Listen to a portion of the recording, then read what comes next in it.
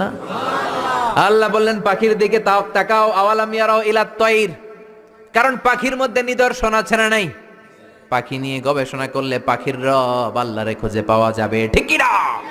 এজন্য কোরআনের অনেক জায়গায় আল্লাহ পাখির কথা বললেন, ওয়া আরসালা আলাইহিম তাইরান আবাবিল, আবার কাবা ভাঙতে এলে পাঠাও আবাবিল, দাও খোদা দাও আমায় আবার উমার দরাজ দিল। সুবহানাল্লাহ বলেন। আবাবিল পাখি দিয়ে আল্লাহ আব্রাহারে শেষ করলেন, ঠিক কি না? এরপর সাইয়েদনা সুলাইমান আলাইহিস সালামের একটা পাখি ছিল, নাম কি? হুদহুদ।